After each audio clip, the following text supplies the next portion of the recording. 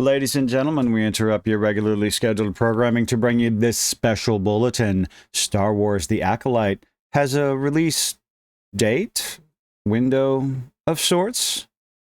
And aren't you excited? You must be excited. This little article, according to the Collider, Star Wars The Acolyte sets summer 2024 release window. In an exclusive, the High Republic set series comes from showrunner and former personal assistant to Harvey Weinstein, Leslie Headland. How many of y'all know anything about the High Republic? Do you even actually remember The Acolyte and the announcement from last year? Highly anticipated Star Wars series set to release on Disney Plus, taking place 50 years before The Phantom Menace. Oh boy, I can barely contain my excitement. Can't you tell?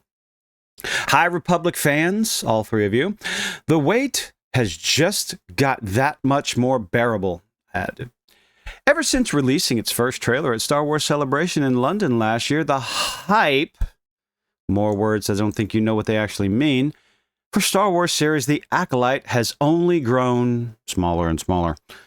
With fans eager, my goodness, with fans eager for any update of the highly anticipated project, now Collider has learned that the live-action High Republic series from creator and former assistant to her, former personal assistant to Harvey Weinstein, Leslie Headland, is set to release on Disney Plus this summer.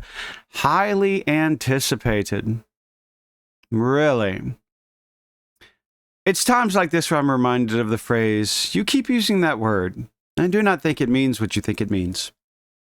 Set 50 years before the events of The Phantom Menace, The Acolyte will follow a former Jedi Padawan and her one-time master. One-time master? Do you mean her former master or her only master? Interesting choice of words there. Anyway, as they fall into an investigation of sinister crimes in an ever-changing galaxy. The trailer that premiered at Star Wars Celebration only gave fans a hint at what they could expect, which really wasn't much at all, when the series premieres, but even so, already impressed those lucky enough to see it with the bold visual take on an era that thus far has not appeared on screen. I'm trying to get excited about this, but everything I've seen, everything I've heard about the High Republic, about, oh Lord, it's like more of a children's novel than anything else. I have a buddy who has been following Star Wars, who eats everything Star Wars up, and he checked out the High Republic, and I'm trying to remember how unimpressed he was. The series also boasts a massive and massively talented ensemble cast led by Amandla Stenberg, and a bunch of names that I don't recognize. A Wookiee Jedi named Kalnacha. At least that's how I would pronounce it. Also, the Acolytes cast are Jodie Turner-Smith, Manny Jacinto, and Charlie Barnett. Though in typical Star Wars fashion, details about their roles are heavily under wraps. I'm trying to get excited. Acolyte has a connection to the High Republic books. Now, this is where Disney apparently will never learn. They're interconnecting every single solitary thing coming out, much like Marvel. They're trying to do this. They're doing this with the Disney and the Disney Plus shows and giving people a laundry list of things to keep up with.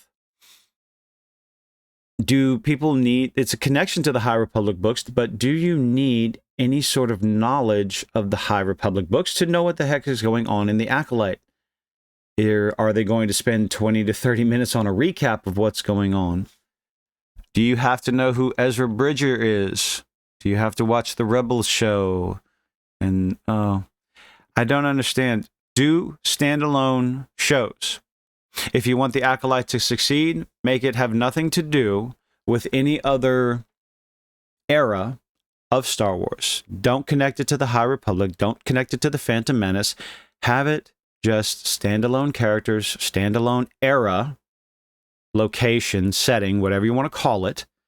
And maybe, just maybe, put some faith in the writers that you hired. Stop doing press. Stop doing marketing. Don't let these people talk. Don't let them give their opinion on it's high time a woman was in control. It's high time we saw this. It's about time we saw that. No one's interested in hearing those things. Talk about the setting, talk about the characters, talk about the mystery and whatever. Don't talk about anything remotely associated with modern audiences. Definitely don't use those buzzwords.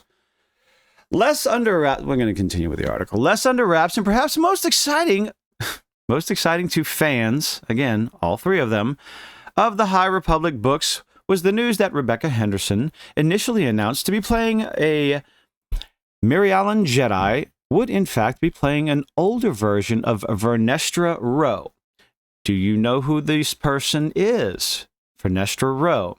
One of the most prominent characters in the Phase 1 and 3 of the books, and an all-around fan favorite. These words, fan favorite, exciting to fans. How many people read these books? Did you? You're watching this video, you must be interested. You're either interested in seeing the rise and redemption of Star Wars under Disney, or you're more interested and expecting the continuous out-of-control spiral of anything Disney Star Wars, which, you know, I have my expectations, I have my predictions, and we'll see if those come to pass. Who knows? Who knows? Maybe the former personal assistant to Harvey Weinstein, Leslie Headland, will come out and just knock a grand slam out of the park with the Acolyte. Maybe. I doubt it, but hey, stranger things have happened. The inclusion of Vernestra is an exciting one, not just because of the connection to the books that you didn't read, but because of what such an inclusion might spell for fans of both the books and the character in her on-page and on-screen incarnations that isn't even out. Well, I guess this is a plus. You're talking about the character finally.